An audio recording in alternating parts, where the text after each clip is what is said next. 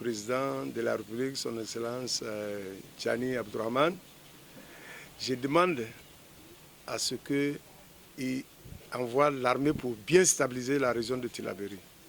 Vraiment, sinon la population souffre. La population souffre vraiment.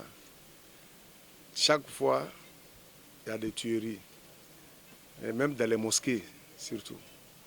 Vraiment, je demande à le président de la République et son gouvernement et l'armée nigérienne n'ont qu'à tout faire pour envoyer la paix. Sinon vraiment, mes frères et sœurs qui sont là-bas, ils souffrent. Ya kamata ne ya sauya tahiya. Tahiyar nan wajen sécurité, surtout wajen sécurité. Duk Niger yau matsalar mu sécurité ne. Kuma sécurité lokacin da soja sun ka zo mun yi tamani kai su suna iya sauya abun. Mai ga nan muna gani mu da kanmu muna gani abun sai karuwa ne yake yi. Yanzu ga nan suna ji suna gani an kace garin Makalandi ya tashi. Je demande aussi à la population de Tillabéri de travailler la main dans la main. Surtout pour aider l'armée pour qu'ils puissent neutraliser les bandits. Sans l'aide de la population aussi, l'armée ne peut rien faire, le gouvernement ne peut rien faire, c'est vrai. Il faut que la population aussi les aide. Ina kiran ga mutanen nan wanda ke vivre en sécurité nan su tashi tsaye su yi kaman wada 'yan walam sun kai. Su ne suka tashi da kansu sun ka nemi makamai sun kai yaci 'yan banza.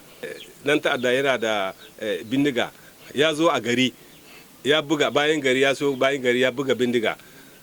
In a cikin gari ya ji wani ya amsa mai da bindiga guda koma zai yi fuska ya san akwai mai bindiga cikin garin.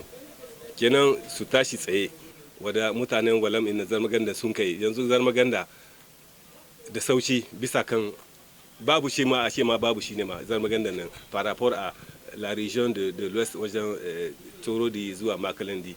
Sako na zuwa ga shugaban kasa Tchani sakuna ne masu yawa. Da farko dai muna godiya da amsa abubuwa da aka yi a cikin kasar.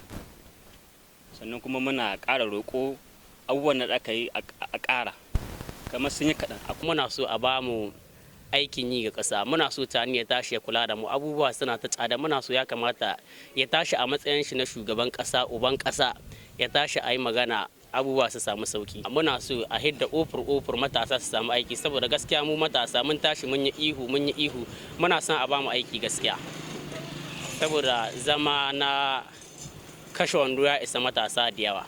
Abin da kenan ke ta haddasa migration, wasu suna ta hita suna ta zuwa waje suna samun matsala ana kashe su ba su samu. A hidda mana ofur muna son a ba mu ayyuka. Gaskiya bisa kan harkar ilimin boko a nan Nijar gaskiya tana tana haɗuwa da matsaloli da yawa sosai.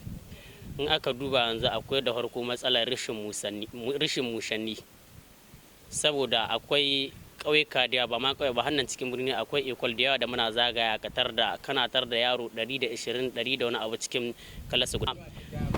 Ina ce da duka shekara gabi da ya zo ban shi inda aka ce an yi rekirita ma an yi doka na mushanni haka da ake doka ba duk shekara.